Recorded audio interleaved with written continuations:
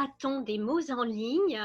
S'il y avait justement un seul mot pour décrire la situation que nous vivons actuellement dans le monde, ce serait lequel? Ordinateur. Dans la mesure où le monde, en tout cas à titre personnel, m'a mis face à mon ordinateur de manière encore plus pressante que d'habitude.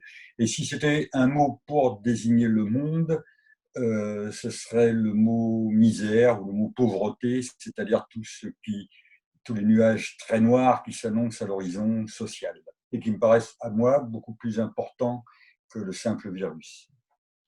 Alors l'écriture est-elle un autre Éden, comme pour reprendre le titre de votre roman paru au Seuil? Et si c'est le cas, de quoi vous sauve-t-elle? De quoi vous console-t-elle?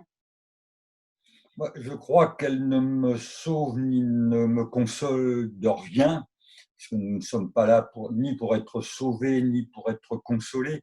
Mais je pense que l'écriture d'un roman, la possibilité d'écrire un roman est une chance, c'est une forme de paradis, si on veut, une forme d'Éden, avec ce qu'elle nous offre.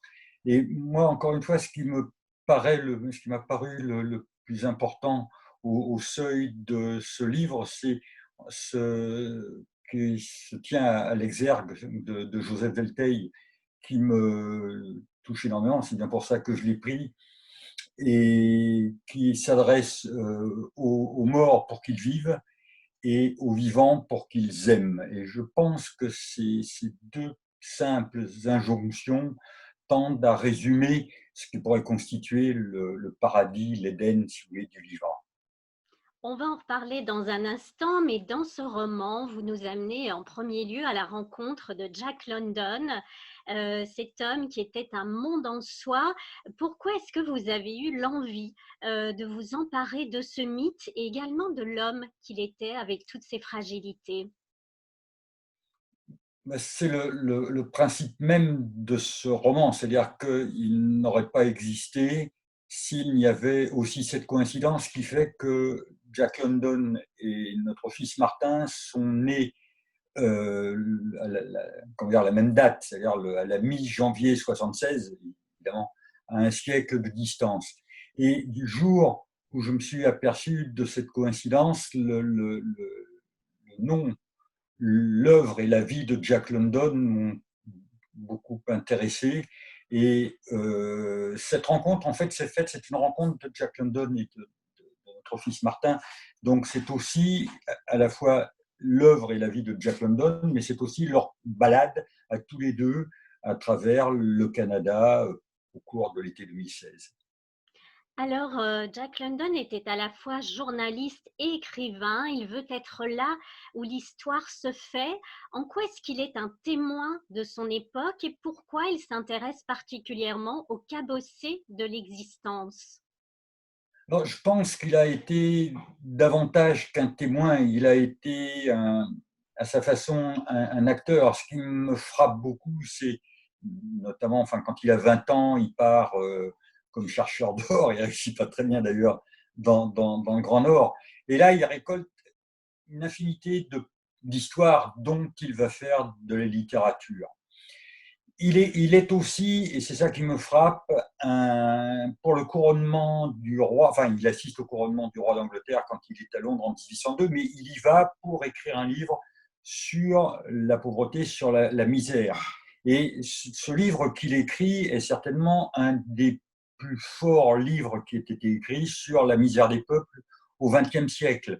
Ce qui me frappe aussi, c'est il va par exemple en prison. Enfin, il écrit, il va en prison, enfin, il parle avec des gars qui sont allés en prison et il invente cette histoire extraordinaire d'un type qui résiste à la camisole de force, qui résiste à la folie, en s'imaginant plusieurs vies à l'intérieur de la prison. Et son livre a un tel impact que finalement, la camisole sera interdite dans les prisons américaines. C'est-à-dire qu'il a en plus cette puissance rare de ce que les livres qu'il écrit ont un impact social, plus accessoirement politique, mais c'est surtout l'impact social qui m'apparaît important. Qu'est-ce qui a fait que Jack London est devenu un mythe et pourquoi est-ce que, en tant qu'écrivain, vous allez vous avez aussi eu envie de voir ce qu'il y avait derrière le mythe, à savoir un homme avec ses failles, un homme avec ses femmes également. Oui, je trouve qu'il est. Je saurais mal expliquer pourquoi il est devenu un mythe. Je pense qu'on doit beaucoup à son œuvre, qu'on doit beaucoup en France aux travaux de Francis Lacassin, et qui a réussi à en faire une espèce, après coup, une espèce d'oncle, par exemple, de Kerouac, et d'établir de cette manière-là une espèce de filiation. London Kerouac, accolé à un terreau social aussi, qui en fait la richesse. Alors, Cephai, c'était un type qui a gagné beaucoup d'argent, puis c'est un des premiers écrivains de best-sellers. Il a été formidablement dépensier. Euh, Lui n'était pas comme le footballeur Georges Best, qui dépensait pas, gaspillait pas tout l'argent qu'il n'avait pas dépensé en femmes, en alcool et en voiture. Mais il a, par exemple, il a dépensé énormément d'argent pour la construction de ce bateau, le Snark, avec lequel il a entrepris un tour du monde, qui était aussi quelque chose d'extrêmement neuf à l'époque. Et ses failles, puisque vous me parliez de ses failles, c'était à la fois enfin, déjà sur le plan physique, cette espèce enfin, les maladies que la vie à la dure lui a données. C'était aussi une espèce d'orgueil démesuré. Je pense que dans ces failles, il y avait aussi probablement un amour immodéré de l'alcool, mais j'ai été extrêmement touché aussi par ce que vous disiez, c'est-à-dire ces femmes. C'est à la fois ce rapport très étrange à sa mère, ce rapport à cette nourrice noire, parce que beaucoup ont dit assez bêtement que Jack London était raciste, parce que c'est ne pas tenir compte des différences d'époque. C'est pas la même chose au tout début du XXe siècle, au tout début du XXIe. Et il avait aussi donc cette femme, c'était sa deuxième femme, Charmian, avec laquelle il a constitué un couple absolument exceptionnel, très rare. Et puis il avait aussi, et c'était moi le point de départ de mon livre, ses deux filles. C'est-à-dire qu'on ignore souvent qu'il avait deux filles euh, auxquelles il a été extrêmement lié, avec lesquelles il aurait aimé être un père beaucoup plus aimant qu'il n'a été, parce que, étant divorcé, moi, il le dit très, très joliment d'ailleurs, il ne pouvait pas, autant qu'il aurait voulu, les toucher, jouer avec elles, les border le soir dans leur lit, leur apporter un verre d'eau la nuit si elles avaient soif. Voilà, je trouve que c'est ça une dimension souvent occultée de Jack London qui, moi, m'a beaucoup touché. Alors, ce qui est également très touchant dans votre livre, vous en parliez au début, c'est qu'au sein de ces pages, on suit les traces de votre fils Martin, votre fils qui a disparu, hélas, à l'âge de 16 ans dans un accident de voiture. Est-ce que la littérature a ce pouvoir-là, ce pouvoir de régénérer les morts, ce pouvoir de montrer que la vie est plus forte malgré tout? Oui, vous le dites bien, enfin, régénérer, je réfléchirai.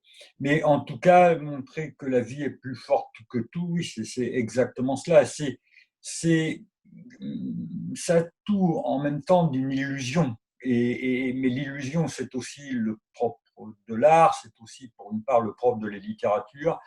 Et je pense que l'illusion de vie qui s'attache à lui à travers cet été 2016, où, on va dire, très concrètement, il traverse le Canada avec Jack London, ils lancent ensemble des ricochets sur une rivière, ils font du canoë ensemble sur le lac supérieur, ils disputent une partie de badminton. Voilà, toutes ces choses-là ne peuvent exister évidemment que dans le cadre de cette espèce de théâtre magique et furieux que constitue un roman.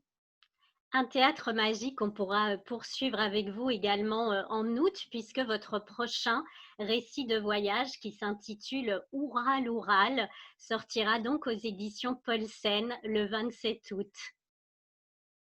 Oui, c'est un récit de voyage qui s'appelle Oural Oural encore, précisément dans la mesure où effectivement il reprend le titre du livre de poèmes d'Aragon, qui était un récit de voyage, enfin plus exactement des poèmes, lui, qui venait d'un voyage qu'il avait effectué en oral en 1932. Et d'ailleurs sort aussi, je me permets de le dire, un livre qui s'appelle Éphémère chez Stock, qui est dans la collection Ma nuit au musée, et qui est un livre donc, qui se passe dans le musée de Franco Maria Ricci, à côté de Parme.